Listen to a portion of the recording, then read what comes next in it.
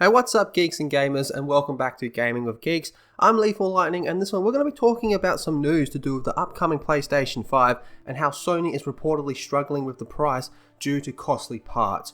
So we got a little bit to unpack in here, so we're going to jump right into it, but make sure you do leave a big thumbs up and subscribe to Gaming with Geeks with the bell notification on. So here we go. Scarce components have pushed the manufacturing cost for Sony Corporation's next PlayStation 5 around $450 per unit. Now I do believe this is in USD, so oh boy, that's expensive.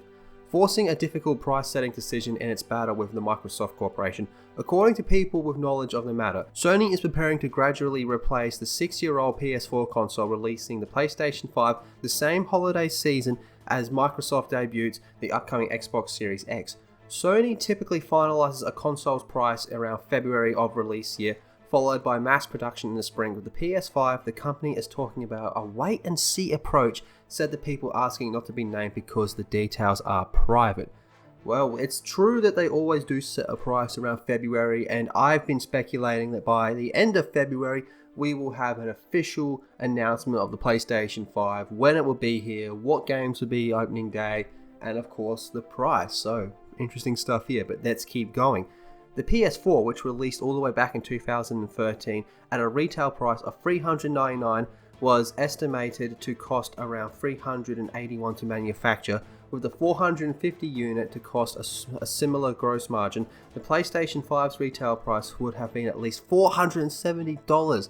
That would be a hard sell to consumers, considering Sony's most expensive machine is now the $399 PS4 Pro, and it's often discounted. The company's biggest headache is ensuring a reliable supply of DRAM and NAND flash memory, with both in high demands as smartphone makers gear up for a 5th generation devices. According to people familiar with Sony's operations, Samsung Electronics just announced its Galaxy S20 product range, each variant of which will have 5G and a minimum of 12 GB of RAM in the US. That is crazy for a phone.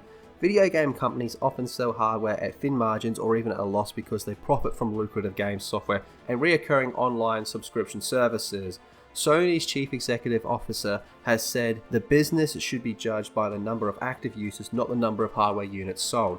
Some Sony game staff think it should sell the new console at a loss if it's necessary to match Microsoft's price, while other Sony executives would prefer to make money as the company did with the PS4. Most of the components for the console have been locked down, and the people said that including the cooling system, which is unusually expensive at a few dollars per unit. Typically companies would spend less than $1, but Sony opted for a more lavish one on making sure that the heat disposition from the powerful chips housed inside the console isn't an issue. Thank God for that. I am willing to spend a few extra dollars for that. That sounds great to me. The ongoing coronavirus outbreak has had no impact so far for preparation into the PlayStation 5 production.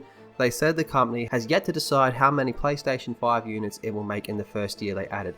Separately, Sony plans to release a new version of the PlayStation VR virtual reality headset. Scheduled after the PlayStation 5 goes on sale, these people said. Sony executives are voicing patience about the next console's pricing as they anticipate the transition to be a gradual one. Many of the games launched for the PlayStation 5 will also be available to play on the predecessor machine, so revenue from software and related network services is expected to keep the business performance intact. Both Microsoft and Sony are expanding their online subscription service revenue, which will allow them for greater flexibility on hardware pricing. People within the PlayStation business unit said a key factor is deciding the ultimate PlayStation 5 retail price, which will be where Microsoft sets its price for the next generation Xbox Series X. Microsoft is widely expected to hold that information back until the E3 Gaming Expo in Los Angeles, which is coming up in June. If the company takes longer than usual, analysts may look to its next investor relations meeting for glean hints about the console's retail price. The company held that meeting in late May last year. So there you have it. It sounds like the people over at Sony are having a bit of an issue trying to figure out just how much they want to sell this PlayStation 5 for. It sounds like they have a lot of expensive parts in this, and the Xbox Series X is going to be launching at a cheaper price, so that's going to undercut the PlayStation 5. So they're trying to find this middle ground of where they can make a bit of profit based per unit, as well as, not completely scare people off with a scary price tag.